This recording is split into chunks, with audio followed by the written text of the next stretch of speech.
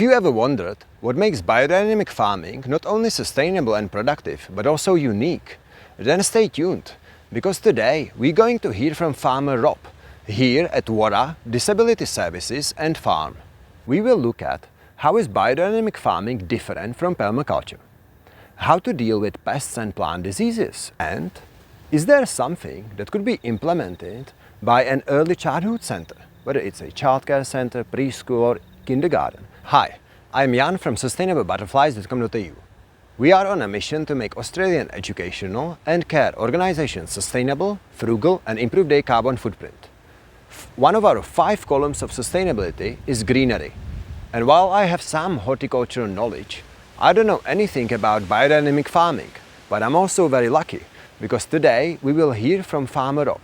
Okay, so to put some context around this, when I started volunteering here in October 2020, one of the reasons for coming here was actually this biodynamic farm.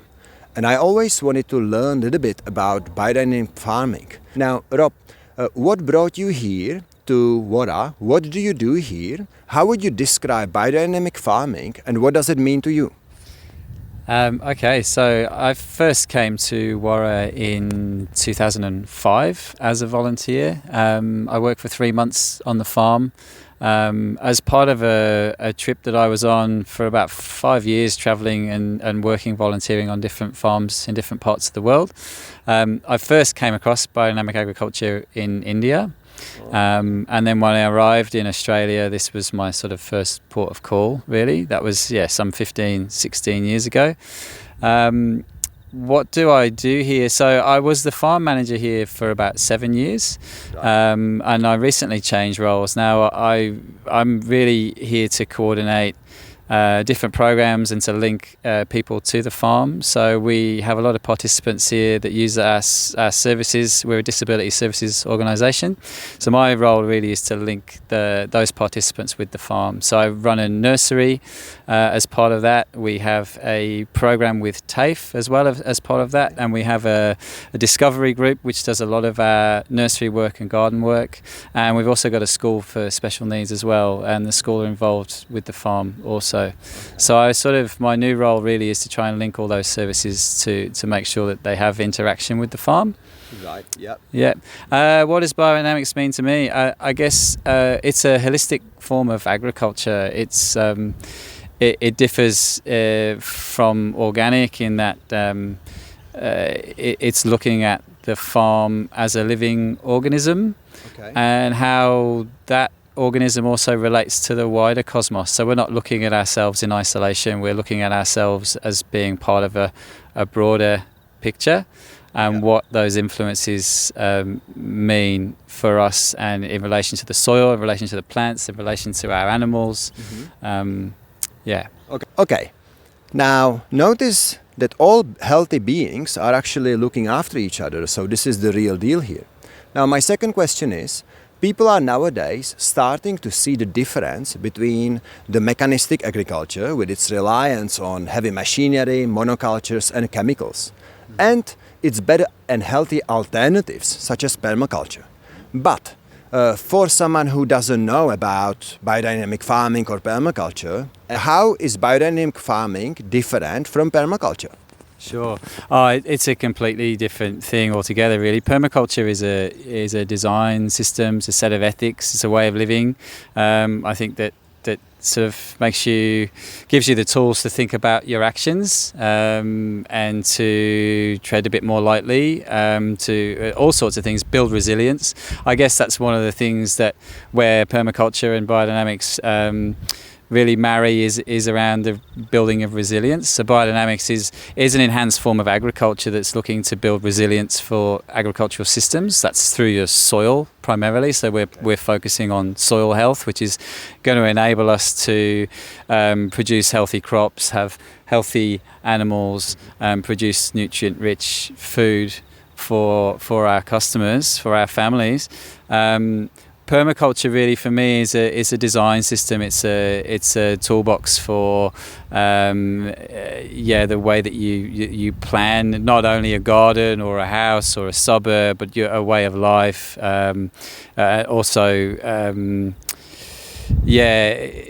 it's around, I think, intelligent design, whereas biodynamics is really it's an agricultural system. So the two often get confused, but they're two completely different things. They can and are often used in conjunction with each other. But I think as I say, where the two are both have the commonalities is in around resilience building. It's in around a conscious action. So, in biodynamics, we're really trying to be conscious about what we do with the soil, about what we do on a daily basis with our plants, and how that relates to the broader cosmos spectrum. And I think permaculture, in the same way, it's being a conscious contributor to what we do here on the planet, and doing it in an intelligent way. Okay. Now, what sort of produce do you grow here, Rob? Is it mostly food? Is it ornamentals, such as cut flowers? Or is it more seedlings for other outlets? Yeah, well, all of those things really, but primarily it's food, so vegetables. We do have a number of citrus trees as well, and strawberries, but primarily it's sort of fresh leafy greens is our main seller. So we have a farm shop on site. Everything that we sell in the farm shop is certified either organic or biodynamic.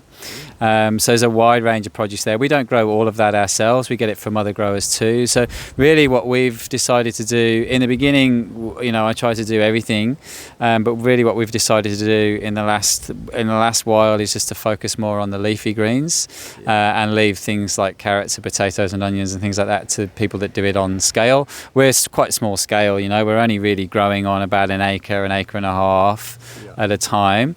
So really, it's about sort of, it's salad mixes, rocket, lettuce, cabbage, kale, pak choi, all that sort of stuff, the sort of fresh leafy greens that we mainly focus on. In the summer we do obviously our tomatoes, beans, zucchinis, capsicums, cucumbers, all those things. So there's a range, probably in winter, maybe 20 different sort of items, and in summer it's maybe 30, 35, something like that.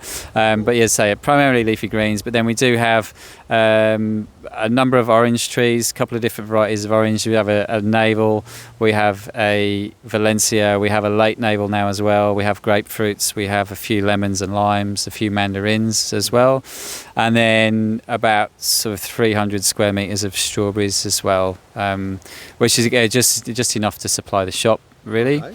That's pretty much, and some cut flowers as well, just to pretty things up a bit and provide a bit of interest for our participants as well. One thing that we want to do next spring and summer is a sort of permanent kind of cut flower garden, and that will be part of how we sort of interact with our school children as well. So there's interest there for them to set up a sort of mini CSA flower garden. So we might have sort of 6 or 8 beds that are designated for perennial cut flowers. Okay. And then seedlings as well. So we got our own nursery on site, so we grow all of our plants from seed, with the help of our participants, and we do sell some of those seedlings outside the farm shop as well. But our main earner really is a sort of leafy cut greens. Okay. And do you have a favorite crop? Do I have a favourite crop? That's really hard. It's a season. I think it's a seasonal thing. You always look forward to that first anything. So for me, the first strawberries are amazing. The first, warmed by the sun. You just find that perfect red one hiding under a leaf. That's pretty amazing. The fresh carrots pulled straight out of the ground. You can't really beat that. And our citrus is amazing. As soon as we had a light frost and it sweetens right up, it's pretty amazing just to go and pick an orange off the tree and taste that. So we're really spoiled for what we have. It's hard to pick a favourite. How do you deal with issues like pests, plant diseases and nutrient deficiencies here? Sure. Well, I guess primarily what we're doing is we're focusing on the soil. Okay. So a lot of those problems come up through having a poor soil or soil that's deficient. So in biodynamic agriculture, it's really use the analogy of your gut. If you take care of your gut, you're less likely to get sick. It's full of organisms and positive and good bacteria. So if you careful with that, you're less likely to get sick. And if you treat the soil in the same way, if you look at the soil as that living, alive system, and you treat it such a way, you're less likely to get plants that get sick. They're much the same as us. There are obviously environmental factors that we can't really take sort of control of. We've just come out of a massive deluge. We've just had, you know, a 60-odd year weather event where we've been completely flooded. So as a result of that, we're going to get problems with our plants. We're more likely, today's 30 degrees after all that, so we're likely to get some fungal problems that come up. Those are some of the things that we can do what we can to mitigate, but sometimes things are just out of your control. The things that we can control, I guess, we put physical barriers in place. Like you can see here, we've got some nets behind us. These are here to stop ducks. We've got a problem with native ducks, so they'll come over here. They love anything leafy and green, so, and that's pretty much what we grow. So we have to, it's, you know, when the plants are quite young, we put the nets on just to try and keep the ducks away. We do get certain issues with cabbage white and that sort of stuff. There are certified organic sprays that we do use to supplement what we do. So yeah, and pretty much anyone that's growing a brassica sort of commercially or semi-commercially anywhere that I can think of is using the same sorts of spray. So there's no magic sort of fairy dust that we can sprinkle on it, unfortunately.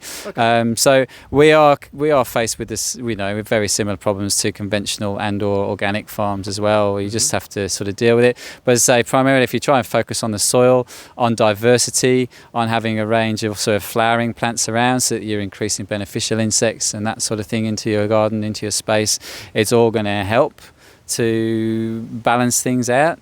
Really, when things are sick, it's a sign of an imbalance in the system. So you have to then think of it holistically is what is out of balance. What am I looking at? What is this telling me? It's symptomatic of a wider picture. Can you describe, Rob, because Warrah Specialist School is here. Now, how are the students involved with the farm? Yeah, sure. So the students, I guess, on a small scale, they have their own sort of kitchen garden down at the school, which supplies some of their cut greens and herbs and whatnot for their daily meal. So they eat together every lunchtime, have a communal meal, and some of the stuff that they eat there is grown right out there in the kitchen garden. More broadly than that, they have access to the farm. So this spring and summer, they would have been in charge of the strawberry crop. So they took that on. So they were in charge of picking and packing, and getting that sort of from the paddock to the farm shop. They've done that with a number of different crops as well. So what we've tried to do is sort of give them a taste of the growing season from sort of seed to harvest. I think it's something that we're sort of evolving over time. As we build the farm, as we build the new curriculum for the school, there'll be a lot more opportunities for interaction with the farm. They do help us a lot with the packing of boxes as well. So we supply a number of co-ops around Sydney, and we supply our own residents as well weekly with fresh fruit and veg. So they're involved in the packing, the weighing, and the distribution of the vegetable boxes as well. As I said, I think before as well, spring, summer, we're looking at developing a cut flower garden for the school. So that will become part of a little micro enterprise, I guess, for the children. They can plan the garden and go out there and tend to it and pick the flowers and turn that in hopefully to a little boutique business. So I guess one of the things that we're trying to do is incorporate a lot of learning outcomes through using the farm as an outside classroom. And not just the farm, but more broadly the campus that we have here. We have a lot of bushland here as well. So it's about sort of getting all those learning outcomes, but also doing it in a way that's outside and active and involved in nature, whether that's passively or actively. All right, now subject of education, it's a nice segue to our final question. Now, most of my clients are early childhood services, kindergartens, preschools, childcare centers. Now, out of what we discussed today, is there something that can a suburban center with few garden beds in their yard can implement without being tokenistic? Yeah, sure. I think everyone, whether you're a childhood centre or, you know, in your own backyard at home, build soil. You know, Okay. and through that, what by that I mean, you know, make as much compost as you possibly can, have a worm farm, do all those things that really recycle your nutrients back into your plot, that encourage the formation of humus in your soil. Yeah, there's lots of things like that are not tokenistic, that will basically improve the health and vitality of your soil and your plants. So very simple methods just of worm farming, or, you know, compost heaps, anything like that. And it's also an educational tool. You know, you can get the children involved in what is the life cycle of a worm through doing worm farming. You know, there's all sorts of benefits and spin-offs, as well as, you know, improving your soil at the same time. From a biodynamic perspective, there is a soil activator preparation that I would recommend. We sell that here at the shop, which involves a sort of 15-minute stir, and then that's a foliar. It's a spray out. So it's a soil application, but you sort of spray it out onto the soil. There's foliar feeds that you can make. So from comfrey tea or from nettle, if you grow those plants around, they're good plants to have around your garden for compost or for medicine as well. So there's ways to make liquid feeds with that. Or if you live near the coast, seaweed is a great thing. So there's all sorts of very low tech initiatives that you can take, that don't cost a lot, that don't really require a lot of time, that have an educational benefit, that also have a benefit on improving the health of your soil and your plants. I would just encourage people to do it. I think that's the biggest obstacle, is people think that, you know, it's a bit too hard, or it's too complicated, or I'm going to do it wrong, or I'm not sure if this is exactly the right way. You've just got to try.